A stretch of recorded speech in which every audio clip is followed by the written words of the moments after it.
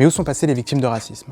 Les récits de vie détruites, entravées, abîmées, alors qu'en France on compte 1 million de personnes victimes d'actes racistes, selon les dernières enquêtes de victimation.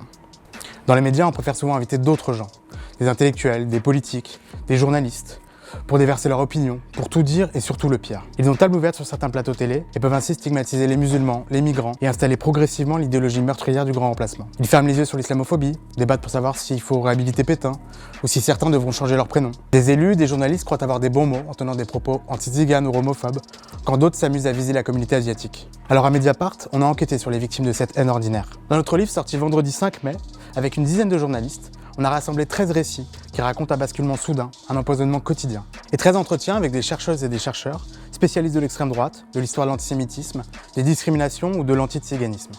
Ces enquêtes montrent combien le racisme ordinaire, l'islamophobie banalisée, cet antisémitisme toujours trop toléré, peuvent détruire des vies et laisser de puissants traumatismes. À Verzeille, dans l'Aude, on revient sur le passage à tabac de 2 jeunes noirs, Hans et Mourad. C'était cet été lors d'une petite fête de village. Ils étaient tranquillement en train de boire des bières quand une partie des fêtards en fait courir une rumeur. Ils étaient accusés d'avoir piqué des gens à l'aide d'une seringue. Tout était faux. La gendarmerie n'a trouvé ni seringue, ni trace de piqûre, mais qu'importe. Après avoir été roués de coups, ils ont continué à être stigmatisés et accusés. L'enquête de police n'a pas vraiment cherché les motivations racistes et le parquet n'a pas retenu cette circonstance aggravante. Mediapart montre pourtant qu'il y avait des preuves analysées et des témoignages d'habitants pour qui cette agression était forcément raciste. Depuis, les victimes sont traumatisées, elles s'enferment chez elles, ont perdu leur travail et craignent maintenant des représailles. Vous pourrez également y lire l'histoire de ce terroriste néo-nazi qui s'est documenté très tranquillement dans la solitude de son studio en vue de préparer un massacre. Aurélien habitait à quelques minutes de la synagogue de Limoges. Il croyait à la théorie d'un complot juif, au grand remplacement et à la guerre des civilisations. Aurélien avait-il seulement rencontré un seul juif dans sa vie? Certainement pas, mais qu'importe.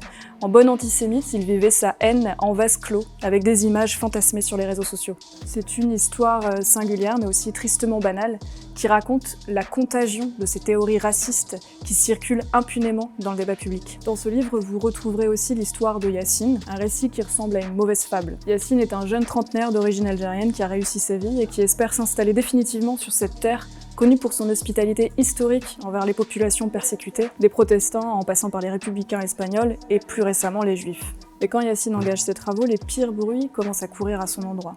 Yacine est musulman, on soupçonne un islamiste. Yacine est trop silencieux, c'est suspicieux. Yacine est même trop sympathique, c'est louche. Dans le petit village, la rumeur enfle, portée par quelques oiseaux de mauvaise augure. On s'imagine déjà Yacine installer une mosquée ou bien construire une école coranique. Un matin de novembre, son terrain est retrouvé calciné. Commence alors pour Yacine une toute autre affaire, celle de son procès public engagé par tout un village chauffé à blanc. Les accusations fusent, et une nouvelle. Et si c'était lui qui avait cramé son propre terrain? On vous raconte l'histoire d'Imen, une jeune apprentie qui a subi le racisme de son employeur. Imen est française, d'origine tchétchène, et durant des mois, alors qu'elle préparait un CAP pâtisserie à Nice, elle a été renvoyée à ses origines et insultée par son employeur, sale tchétchène, salope de tchétchène. Elle va finir femme de chambre comme sa mère, jusqu'à ce fameux jour d'octobre 2020 où elle s'entend dire sur son lieu de travail « Alors comme ça, on décapite des têtes dans la famille », une semaine après l'attentat qui avait ôté la vie à Samuel Paty, perpétré par un ressortissant russe d'origine tchétchène. Pour Imen, ses propos sont d'une violence inouïe. Elle se terre dans le silence, n'ose pas en parler à sa mère. Imen est sous pression, consciente que si elle dévoile la vérité à ses proches, son année scolaire est foutue. Elle finit par craquer et à en parler à sa mère et porte plainte pour injure à caractère racial. Entendu dans le cadre de l'enquête ouverte par le parquet de Nice, l'employeur a reconnu les propos sur la décapitation, mais il a minimisé lorsque nous l'avons interrogé, en évoquant une simple blague. Pour Imen, les conséquences de cette haine ordinaire ont été lourdes. Dépression, arrêt de sa scolarité, recherche d'un nouvel apprentissage. Elle s'en est finalement sortie grâce au soutien de ses proches. Son histoire serait complètement passée sous les radars si Mediapart ne l'avait pas documentée. Racisme, antisémitisme ou islamophobie, on vous invite à découvrir l'histoire d'Imen et tant bien d'autres dans un nouveau livre collectif, La haine ordinaire, qui paraît aux éditions du Seuil en partenariat avec Mediapart.